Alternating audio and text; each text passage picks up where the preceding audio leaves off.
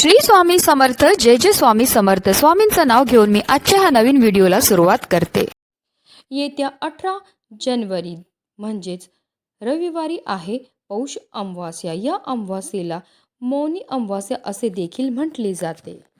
या दिवशी सूर्य आणि चंद्र दोन्ही मकर राशीत असतात. त्यामुळे या दिवशी स्नान, दान, जप, तप आणि पितरांचे तर्पण करणे खूप शुभ मानले जाते.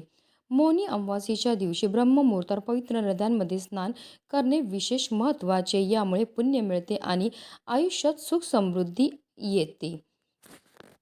मौनी अमावास्येच्या दिवशी गंगाजल अमृतासारखे होते असे मानले जाते. या दिवशी गंगेत स्नान केल्याने अक्षय फळ मिळते. मौनी म्हणजे मौन धारण करणारा. धार्मिक मान्यतानुसार या दिवशी मौन पाळून स्नान, जप, ध्यान आणि दान केल्याने मन शुद्ध होते आणि आध्यात्मिक शांती मिळते. मौनी अमावास्येला भगवान विष्णू आणि शिवपूजन केल्याने विशेष पुण्य प्राप्त होते असे धर्मग्रंथात सांगितले आहे. या दिवशी गरजू लोकांना अन्न, वस्त्र, धान्य आणि धन दान केल्याने लक्ष्मी कृपा होते असे म्हटले जाते.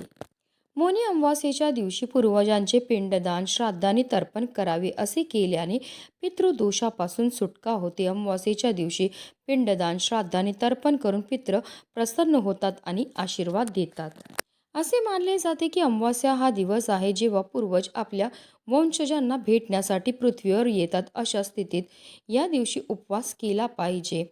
तसेच आपल्या पूर्वजांच्या नावाने दान, धर्म आणि अन्नदान केले पाहिजे. असं केल्यामुळे आपले पितृ आपल्यावर प्रसन्न होतात.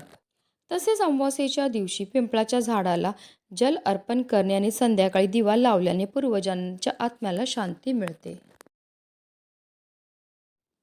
या दिवशी सूर्य आणि चंद्राचा संयोग खूप फायदेशीर मानला जातो. या दिवशी सर्वार्थ सिद्धी योग देखील तयार होत आहे. मौन व्रत आणि ध्यान केल्याने आत्म्यांना शांती मिळते. या दिवशी स्नान, दान आणि पूजा करण्याबरोबरच पूर्वजांच्या आत्म्याच्या शांती आणि पितृदोषापासून मुक्ती मिळवण्यासाठी काही प्रभावी उपाय आणि सेवा देखील केल्या जातात. आणि म्हणूनच मौनी अमावास्येच्या दिवशी तुम्ही काही नाही केलं तरीही चालेल, पण सकाळीच या झाडाला नक्की स्पर्श करा. या झाडाला स्पर्श केल्यामुळे आपला 100 पिढ्यांचा पितृदोष तर नष्ट होणारच आहे, पण आपलं 7 पिढ्यांचं दारिद्र्य नष्ट होऊन गरिबी नावाला उरणार नाही. अतिशय प्रभावी अशी ही सेवा आहे, ज्याबद्दल सविस्तर आणि महत्त्वाची अशी माहिती मी तुम्हाला या व्हिडिओमध्ये देणार आहे.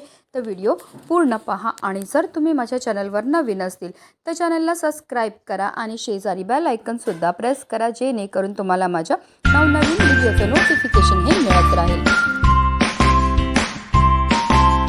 मौनी अमावास्येच्या दिवशी आपल्याला ब्रह्ममुहूर्तावर उठायचं आहे आणि ब्रह्ममुहूर्त हा सकाळी 4:43 ते सकाळी 5:23 असणार आहे. शास्त्रानुसार ब्रह्ममुहूर्तावर आपण जे पण कार्य करतो त्यामध्ये आपल्याला अनंतपटीने पुण्यफळे प्राप्त होत असतं. म्हणून आपल्याला याच वेळेमध्ये स्नानही करायची आहे. मौनी अमावास्येला पवित्र नद्यांमध्ये स्नान करण्याला विशेष महत्त्व दिलं जातं. यामुळे पुण्य लाभतं आणि जीवनात आनंद आणि समृद्धी येते. जर तुम्हाला शक्य असेल तर आवर्जून या दिवशी तीर्थक्षेत्री जाऊन स्नान करा. नाहीतर घरच्या घरी आंघोळीच्या पाण्यामध्ये आपल्याला गंगाजल टाकून स्नान करायचं आहे. स्वच्छ वस्त्र हे परिधान करायचे आहेत, पण चुकूनही आपल्याला काळ्या रंगाचे वस्त्र हे परिधान करायचे नाही आहे. त्यानंतर आपल्याला सर्वप्रथम देवघरामध्ये दिवा हा प्रज्वलित करून घ्यायचा आहे, कारण कोणतीही सेवा किंवा कोणताही उपाय जर आपण अग्नीच्या साक्षीने केला तर त्यामध्ये आपल्याला निश्चितच सफलताही प्राप्त होत असते. यानंतर आपल्याला सूर्यदेवांना आवर्जून जल हे अर्पण करायचं आहे. तांब्याच्या लोट्यामध्ये आपल्याला शुद्ध पिण्याचं पाणी भरून घ्यायचं. त्या पाण्यामध्ये आपल्याला थोडेसे काळे तीळ टाकायचं आहे, एक लाल फूल टाकायचं आणि असं हे जल जे आहे ते आपल्याला सूर्यदेवांना अर्पण करायचं. जल अर्पण करताना ओम सूर्यदेवाय नमः, ओम आदित्याय नमः या मंत्राचं जप करायचं. असं केल्यामुळे आपल्या पितरांना मोक्षाची प्राप्तीही होत असते. त्यानंतर आपल्याला विधिवत देवपूजा ही करून घ्यायची आहे. धूप, दीप, अगरबत्ती लावून वातावरण प्रसन्न हे करायचं आहे. आता हा उपाय आपल्याला कधी करायचा, तर मौनी अमावास्येच्या दिवशी अगदी तुम्ही सकाळपासून संध्याकाळपर्यंत कधीही हा उपाय जो आहे तो करू शकता. पुराणात झाडांना अत्यंत पवित्र आणि पूजनीय मानून त्यांचा संबंध सर्व देवी देवतांशी जोडण्यात आला आहे. हिंदू धर्मानुसार सर्व प्रकारच्या झाडे आणि वनस्पतीमध्ये देवतांचे वास्तव्य असते, ज्यांच्या पूजेने संबंधित देवता किंवा देवतेचा विशेष आशीर्वाद मिळतो. यासोबतच ही झाडं आणि वनस्पती नवग्रहाशी संबंधित आहे आणि त्यांच्याशी संबंधित दोष दूर करून शुभ फल प्रदान करतात. हिंदू धर्मात झाडे आणि वनस्पतींना देवासारखे पूजनीय मानले जाते.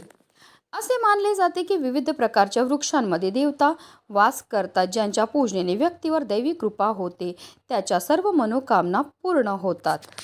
या झाडांमध्ये सगळ्यात पहिलं झाड ते म्हणजे तुळशीचं. तुळशीच्या रोपाला अत्यंत पवित्र आणि पूजनीय मानलं जातं. त्याशिवाय भगवान विष्णूची पूजा अपूर्ण मानली जाते, म्हणूनच तिला विष्णुप्रिया असे म्हटले जाते.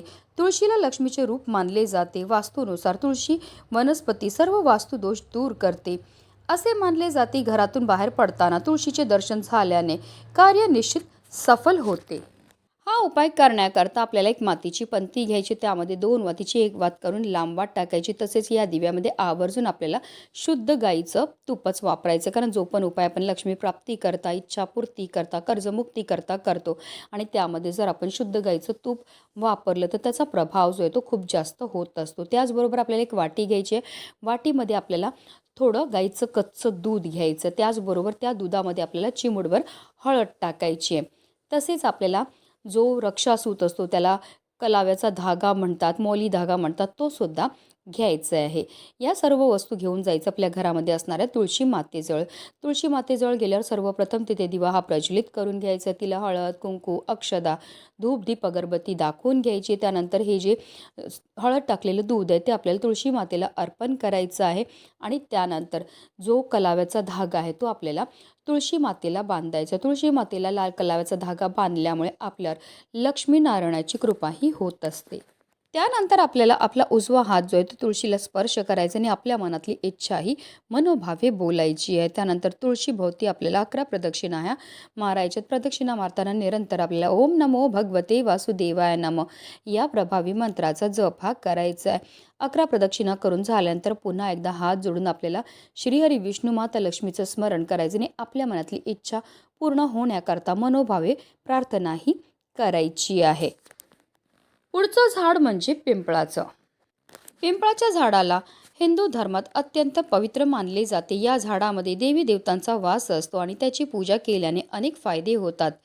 तसेच शनी दोषापासून व्यक्तीला मुक्ती देखील मिळते. त्यामुळे धार्मिक क्षेत्रात पिंपळाच्या झाडाला देववृक्षाची पदवी देण्यात आली आहे.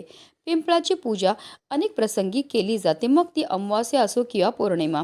भगवान विष्णू आणि माता लक्ष्मी हे पिंपळाच्या झाडावर राहतात, म्हणून पिंपळाची पूजा केल्याने पुण्य तसेच पूर्वजांचे आशीर्वाद मिळतात. आणि म्हणूनच आवर्जून आपल्याला मौनी अमावास्येच्या दिवशी पिंपळाच्या झाडाची सुद्धा पूजा ही करायची. तर आपल्याला काय करायचं, एक तांब्याचा कळश घ्यायचा, त्यामध्ये शुद्ध पिण्याचं पाणी भरायचं. त्या पाण्यामध्ये आपल्याला थोडंसं गाईचं कच्चं दूध टाकायचं आहे. तसेच आपल्याला थोडेसे काळे तीळ टाकायचे. त्याचबरोबर आपल्याला एक मोहरीच्या तेलाचा दिवा सुद्धा तयार करून घ्यायचा आहे आणि घेऊन जायचं आहे पिंपळ वृक्षाजवळ. पिंपळ वृक्षाजवळ गेल्यावर सर्वप्रथम तिथे आपल्याला दिवा हा प्रज्वलित करून घ्यायचा आहे. त्यानंतर आपण जे जल घेऊन गेले ते आपल्याला त्या झाडाला अर्पण करायचं. जल अर्पण करताना निरंतर आपल्याला ओम नमो भगवते वासुदेवाय नमः किंवा ओम पितृदेवाय नमः या मंत्राचा जप हा करायचा आहे.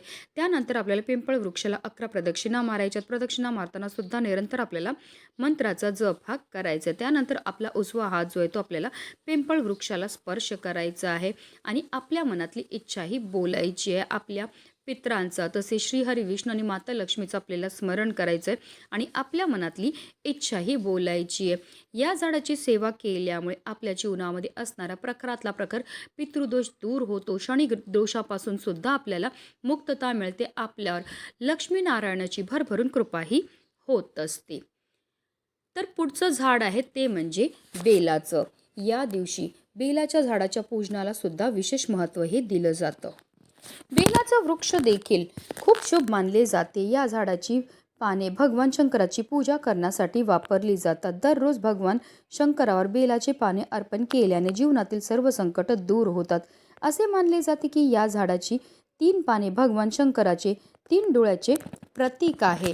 म्हणूनच आवर्जून आपल्याला अमावास्येच्या दिवशी बेलाची झाडाची सुद्धा पूजा ही करायची आहे, कारण मौनी अमावास्येची जी तिथी आहे ती महादेवांच्या पूजनाला सुद्धा विशेष महत्त्व हे दिलं जातं. बेलाच्या झाडामध्ये साक्षात महादेव निवास करतात असं सुद्धा म्हटलं जातं. तर आपल्याला काय करायचं आहे, एक तांब्याचा कळश घ्यायचा, त्यामध्ये शुद्ध पिण्याचं पाणी भरायचं. त्या पाण्यामध्ये आपल्याला थोड्याशा अक्षदा टाकायच्या. तसेच आपल्याला एक तुपाचा दिवासुद्धा तयार करून घ्यायचा. मातीची पंती घ्या किंवा कणकेचा दिवा तयार करा. त्यामध्ये 2 वातीची 1 वात करून लांब वात टाकायचे.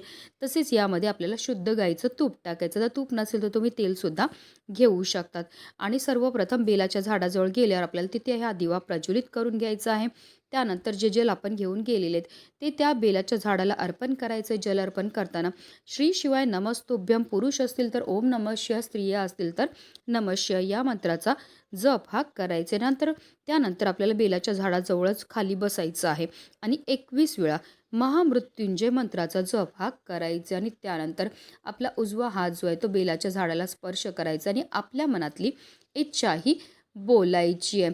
अशा रीतीने मौनी अमावास्येच्या दिवशी आपल्याला या 3 पवित्र वृक्षांची आवर्जून पूजा आणि सेवा ही करायची. अतिशय प्रभावी अशी ही सेवा केल्यामुळे आपल्या जीवनामध्ये असणारा प्रखरातला प्रकार, पितृदोष, ग्रहदोष, शत्रुपीडा, दारिद्र्य दूर होऊन आपल्या संपूर्ण कुटुंबाची भरभरून अशी प्रगती होत असते. आता तुम्हाला तिन्ही झाडांची सेवा करणं शक्य नसेल तर किमान एक झाडाची तरी तुम्हाला आवर्जून पूजा आणि सेवा ही करायची. म्हणूनच व्हिडिओ जास्तीत जास्त लोकांपर्यंत शेअर करा, जेणेकरून प्रत्येकाच्या आयुष्याचं कल्याण हो हीच मनामध्ये इच्छा. श्री स्वामी समर्थ. जय जय स्वामी समर्थ.